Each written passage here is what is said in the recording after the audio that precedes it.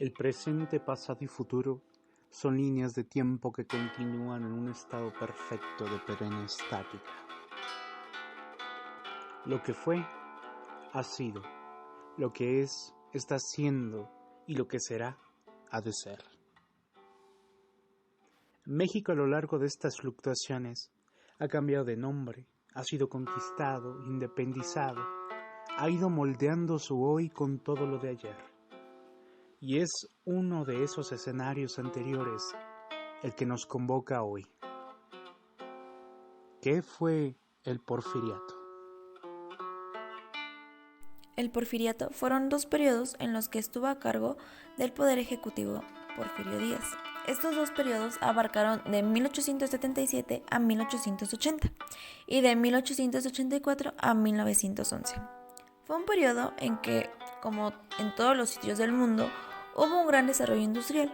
Sin embargo, en el caso específico de México, había una gran parte que se mantenía de forma rural, es decir, que el desarrollo tecnológico e industrial del país estaba basado en la explotación de población indígena y esclavos.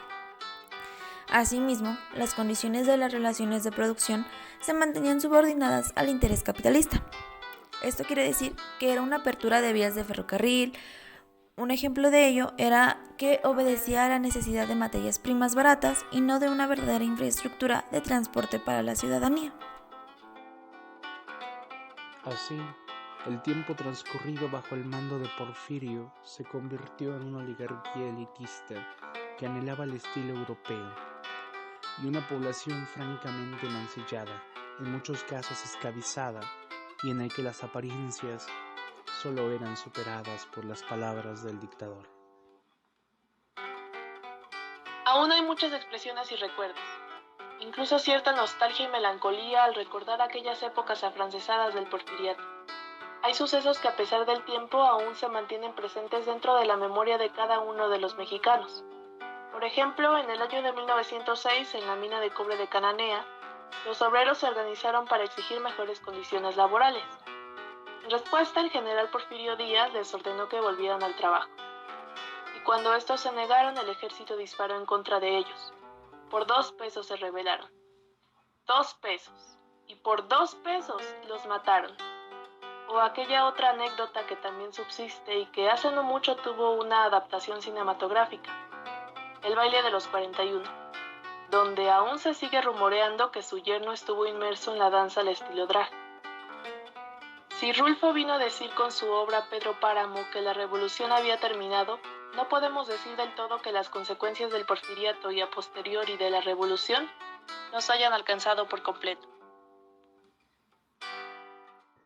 Y así vemos cómo la cultura porfiriana permanece en la memoria, no tanto como un gran capítulo de nuestra historia, sino como un puente francamente violento que nos llevó del México rural, poco a poco, a un México industrializado, aunque a un costo insoslayable. Sin embargo, esto no hubiera sido posible sin las estructuras de constante choque junto con la política, la educación y la religión. Ciertamente hubo prácticas en el porfiriato por parte de los miembros de la Iglesia, que con la óptica de hoy son profundamente incorrectas. Los representantes de la Iglesia obtenían sus ganancias del pueblo indígena, del asalariado y del burgués. Por ello la Iglesia no era parcial, se movía conforme sus intereses le dictaban. La educación y escuela significaban para ella o un estorbo para su cotidianidad o una palanca para su riqueza. Sin embargo, no fue la Iglesia la única que se oponía a una educación más generalizada. Había muchos otros factores, muchas otras instituciones de la época que no soportaban esta idea. La creación de escuelas en las zonas rurales tropezó con serias dificultades debido a la oposición de los caciques locales que, durante el porfiriato, dominaban la vida económica y social de las comunidades y a quienes de ninguna manera convenía que los habitantes adquirieran ningún género de cultura, es decir, que la cualidad de rural que tenía México en el Porfiriato le confería un gran poder tanto a los caciques como a la religión. Así, cierta zona del país podría estar plenamente dominada política y económicamente por un cacique y un párroco. Esto permitía una gran resistencia para brindar a la población general cualquier tipo de educación. Hasta ahora ya vemos que hubo muchas pugnas educativas en el Porfiriato. Sin embargo, aún no vemos, entonces, cómo era la educación durante este periodo. La enseñanza realmente estaba a cargo de los ministros de Justicia e Instrucción Pública. Todos ellos estaban designados por el propio Porfirio Díaz para servir a los intereses de la oligarquía de capitalistas y hacendados que proliferaban bajo su régimen.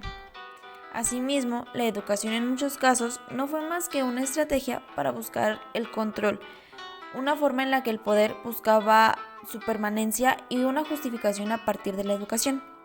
Sin embargo, esto no quiere decir que no haya habido realmente un esfuerzo por llevar la educación a otro nivel. Hasta ahora está cayendo el régimen y estamos viendo que surgen otras propuestas educativas y otras exigencias sociales. Hubo dos grandes planteamientos antes de la revolución y caída del Porfiriato. Una fue la demanda de los zapatistas y otra fueron los villistas. Ambas agrupaciones conformadas por campesinos y obreros principalmente. La demanda de los zapatistas, concretamente, era una educación que sirviese a favor del campesinado, mientras que la de los villistas reclamaba más una educación para fortalecer su espíritu competitivo. Sin embargo, no pugnaban por una escuela individualista, sino por una escuela que los incluyera, que incluyera a los excluidos. Como hemos visto, el Porfiriato tuvo una gran serie de matices. No fue una pérdida de tiempo en nuestra historia, como tampoco es la gran panacea. Tiene sus intrincadas complejidades, tiene pues la necesaria esencia para pasar a ser parte de la memoria de la gente, la memoria de lo que hemos sido, porque solo sabiendo de dónde venimos podremos saber quiénes somos, y en este presente en el que aún estamos hemos de construir el futuro sobrepasando lo que ya ha sucedido.